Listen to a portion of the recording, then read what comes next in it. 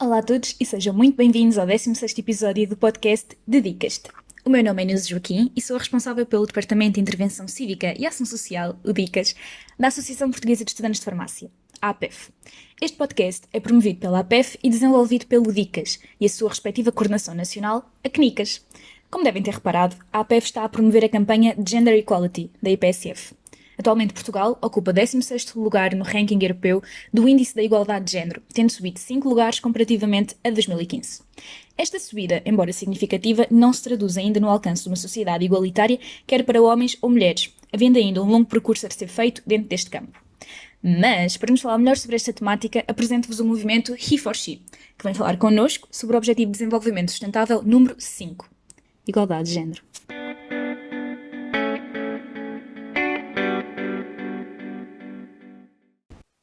Doutora Flávia, muito obrigada por ter aceito o nosso convite. Gostava então de lhe pedir que se apresentasse. Obrigada a você, Neuza. Primeiro queria agradecer a oportunidade de estar aqui. Olá a todos que estão nos ouvindo. Eu sou a Flávia, eu sou psicóloga, sou especialista em sexualidade humana.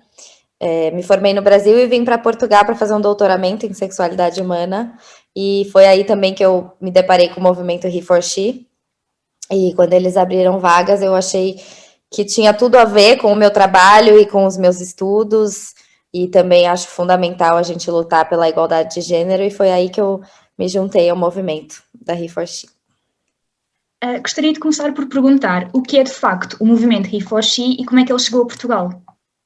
O movimento He4She é um movimento da UN, né, da ONU, e da Organização das Nações Unidas, e ele chegou em Portugal em 2017, pelas mãos da Carolina Pereira. A Carolina fez uma formação com a UN Human, em Paris, e sobre o próprio movimento, com outras jovens da Europa, e foi assim, ela começou a atuar por todo o país, alguns núcleos, e aí foram surgindo alguns outros núcleos universitários e o movimento do He4She em Portugal. E nesse momento são vários núcleos universitários, mas são 3 núcleos regionais, Porto, Lisboa e Algarve, e 22 universitários por Portugal. Isso é mesmo incrível, não tinha noção que haviam tantos núcleos. Que questões sociais é que a He4She veio colmatar no país e qual é a importância de trazer este tipo de movimentos para Portugal? Então, em primeiro lugar, Portugal, assim como muitos países ainda, infelizmente, mas é um país ainda bastante machista e patriarcal, é um país bastante tradicional. E já, apesar de todas as lutas e todos os avanços ao longo dos anos, ainda temos muitas questões para lutar e para tentar resolver, buscar uma igualdade maior.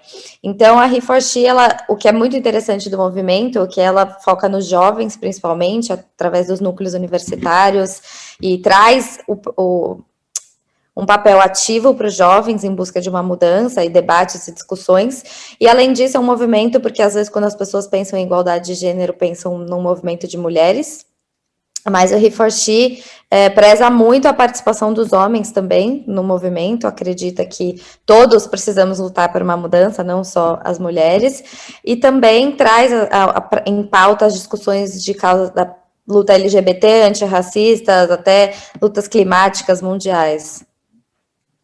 Ok, então pelo que eu estou a perceber, a He4She aborda mesmo imensos temas, não só a questão aqui da igualdade de género. E pronto, falou muito aqui também que Portugal era ainda um país muito machista, muito no patriarcado. E queria também perceber, então, qual é mesmo a verdadeira realidade de Portugal? Onde é que considera que na nossa sociedade existe mais desigualdade de género ou onde é que a mesma tem um peso maior? Bom, primeiro que Portugal, acho que é um país que tem uma taxa, estatísticas muito altas de violência doméstica. Eu acho que isso é bastante simbólico do que é um país ainda machista e muito patriarcal, né? De muitas mulheres que sofrem violência doméstica. E claro que acho que Portugal já evoluiu progressivamente ao longo dos anos em muitas questões, mas eu acho que a violência doméstica ainda é uma das questões mais preocupantes. Existe aquele ditado, né? Briga de marido e mulher não se mete a colher, mas se a gente metesse a colher, será que muitas mulheres não teriam outras oportunidades? Assim como o assédio na rua, ainda é bem comum. Aqui também, eu como brasileira também posso dizer isso. E isso é muito desconfortável. Acho que muitas mulheres por muito tempo nem pararam para se questionar ou levavam isso como um elogio. mas se a gente para se questionar, a gente não vai falar com ninguém na rua, a gente não vai fazer nenhum elogio, nem nenhum comentário com outras pessoas na rua. Então, querendo ou não, é sim uma forma de assédio que é bastante desconfortável. As mulheres também, mesmo sendo um país super seguro, acho que muitas mulheres não se sentem confortáveis de andar nas ruas sozinhas. Mesmo aqui no Porto, eu tenho visto cada vez mais relatos de episódios de assédio e agressão na rua com mulheres. Então, acho que isso mostra bastante, assim, são as questões talvez mais importantes do país. E isso de facto é mesmo verdade. Eu acredito que muitas das nossas ouvintes, principalmente raparigas, também se identifiquem muito com este comentário que fez. E agora, pronto, que já percebemos um bocadinho qual é a realidade em Portugal, é importante também entendermos qual é a realidade no resto do mundo. A nível de igualdade de género, quais considera serem as diferenças mais notórias? Em primeiro lugar, antes da gente falar de diferenças, eu acho importante a gente falar de semelhanças, porque às vezes a gente tem essa ideia de países mais desenvolvidos ou melhores economicamente, são talvez mais evoluídos ou avançaram mais nas questões de igualdade de gênero, mas nem sempre. Eu mesmo posso dizer, como brasileira, que existem muitas questões muito parecidas, assim como a violência doméstica no Brasil, ou até mesmo o assédio na rua. Claro que o Brasil é um país muito maior, tem muitas questões, mas assim, quando a gente fala também de movimentos feministas, igualdade de gênero, às vezes a gente pensa muito nas diferenças entre homens e mulheres, mas na verdade eu acho que temos muito mais semelhanças que diferenças. Mas, de qualquer forma, em termos de diferenças, por exemplo, o caso da mutilação genital feminina em muitos países africanos, que isso é muito marcante, ou opressão constante de países em que mulheres não podem trabalhar, que mulheres são punidas, né, principalmente acho que países islâmicos e do Oriente Médio, as mulheres são punidas por traição, a opressão é muito mais forte nas mulheres, as mulheres são muito mais culpabilizadas do que os homens. Então, acho que nesses países isso acontece de forma mais expressiva, até também questões de discriminação de população LGBT. Tem pouquíssimos países que têm legislação contra discriminação em relação à orientação sexual no ambiente de trabalho. Então, acho que essas acabam sendo as diferenças mais notórias, assim, em relação a Portugal. Por acaso tocou aqui num ponto que era a mutilação genital feminina. Sim. E recentemente eu por acaso até fiquei super chocada porque vi uma notícia em que dizia que em Portugal a mutilação genital feminina acontecia e que continuam a ser mulheres a fazerem esta prática a mulheres e de facto fiquei mesmo chocada porque às vezes associamos muito estas práticas só aos países não europeus. E chocou-me imenso saber que isso acontece em Portugal, no meu país. E pronto, de facto é um bocado avassalador ver que esta realidade é muito maior do que aquilo que eu pensava. Apesar desta ser uma problemática cada vez mais discutida, o que perspectiva para o futuro? Será possível realmente alcançarmos uma sociedade igualitária? Acredito que sim, porque se não acreditarmos nisso, não temos pelo que lutar. Mas claro que a gente fala de mudanças muito estruturais, então, portanto, são mudanças lentas, a gente vê muitos paradigmas, muitos pensamentos automáticos que a gente às vezes nem percebe que se tratam de pensamentos machistas ou conservadores, ou desconhecimentos, como você acabou de citar, a gente não saber que aqui em Portugal isso acontece. Então, mas claro que se a gente pensar em todas as mudanças já conquistadas, por exemplo, o advento do anticoncepcional, as mulheres poderem serem eleitoras e participar das eleições, poderem trabalhar. Então, claro que já tivemos muitas evoluções, mas ainda existe também um longo caminho a ser percorrido. Mas hoje em dia as mulheres têm vidas, sim, pelo menos nos países ocidentais, assim, e talvez mais desenvolvidos, mas mais livres, podem se expressar mais livremente, sexualmente, mas ainda assim tem muitas questões a serem resolvidas. Mas com certeza, porque, na verdade, o movimento é esse, é a gente criar espaços de discussão e se questionar para a gente poder alcançar uma mudança maior no futuro, né? Claro. E gostava agora de perguntar, até porque a maioria dos nossos ouvintes são estudantes, como é que, enquanto jovens cidadãos, podemos ser um agente de mudança ativo e como é que os nossos ouvintes, que lá está, são maioritariamente estudantes, como é que eles podem apoiar o movimento HeForShe? Bom, primeiro, como eu disse no início, o HeForShe tem vários núcleos universitários, então cada um dentro das suas universidades podem se juntar aos movimentos, mas é fundamental, assim, acho que é essencial que os jovens mesmo se interessem por isso. Eu acho que está muito mais na mão dos jovens e das gerações que vêm por aí ir atrás e lutar por essas mudanças. E a forma de lutar é essa mesma, é debater, é discutir, se interessar, aprender.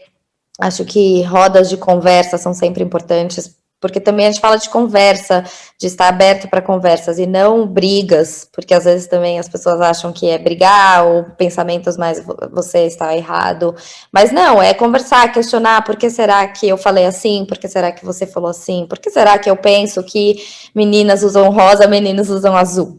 É um pouco por aí, eu acho que é muito uma questão de educação também, a gente tem pouca educação sexual e de igualdade de gênero nas escolas. Eu acho que esse é um ponto-chave, por isso que até na Reforche a gente tem o Departamento de ABC da Igualdade que faz um trabalho diretamente nas escolas.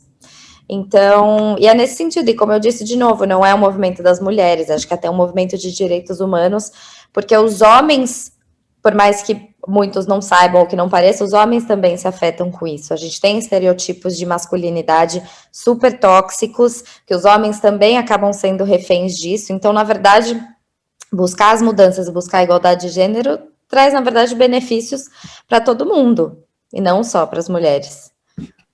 Isso, na verdade, é bastante verdade, a questão dos homens também terem um próprio estereótipo. Sim. Eu lembro-me que o meu primo só podia brincar, não podia brincar com as Barbies da irmã. E isso foi uma coisa que na altura me chocou, porque eu pensei, mas porquê? Eu brinco com as Barbies, porquê é que não queres brincar também com as minhas ou com as da prima? E de facto, então, no caso mais também daqui deste estereótipo dos homens, em que é que a He4She atua? Como é que atua neste estereótipo dos homens, mais particularmente? Da mesma forma, porque esse exemplo que você trouxe é muito bom, é a gente se questionar. A gente vê miúdos desde muito pequenos nas escolas, eu trabalho em escola com miúdos pequenos também. Eu não vou brincar com isso porque isso é coisa de menina.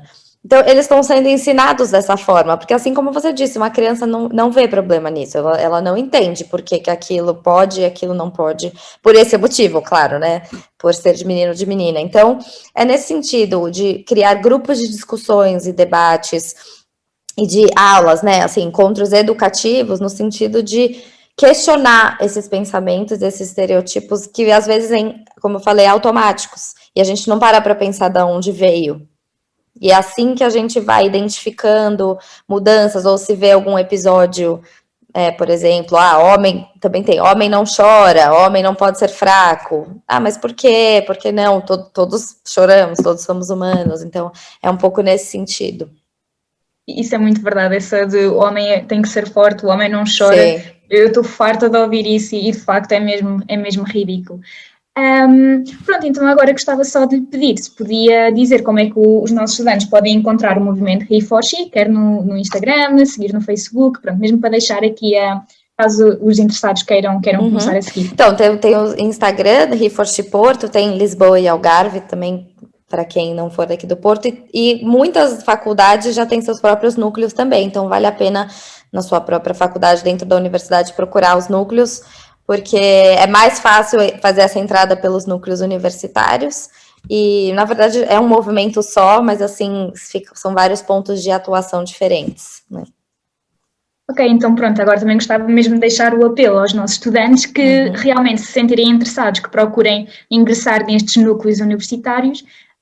E pronto, não tenho mais nada a questionar, doutora Flávia. Muito obrigada por estar aqui connosco. Foi um prazer conversar consigo sobre esta temática ainda tão problemática, infelizmente. E pronto, foi mesmo um gosto falar consigo. Muito obrigada. Muito obrigada. Só para a gente finalizar aqui, acho que a luta, muito parabéns para vocês também pela iniciativa, porque a luta pela igualdade de gênero já dura muito tempo, já temos muitas mudanças, mas ainda há muitas mudanças a serem feitas, como a gente disse aqui hoje, a igualdade ainda está longe de ser alcançada. Então, todos temos que nos unir, homens, mulheres, pessoas de todos os gêneros, expressões, orientações, tudo. E também todas as idades. Não é só o foco nos jovens ou nos mais velhos, tem mesmo que ser a sociedade toda a ficar com esta consciencialização e ter noção que temos que seguir na direção de uma sociedade mais igualitária. Exatamente, um desejo de um mundo livre, unido e igualitário para todos nós, né? É isso. Obrigada a doutora você. Flávia. E chegamos ao fim de mais um episódio.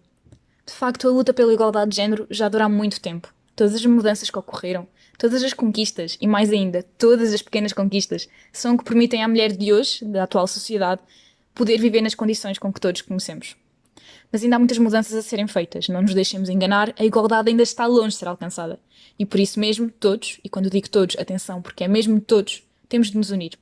Homens e mulheres devem lutar lado a lado por um mundo melhor. Um mundo que os valorize por quem são e não pelo género com que nasceram.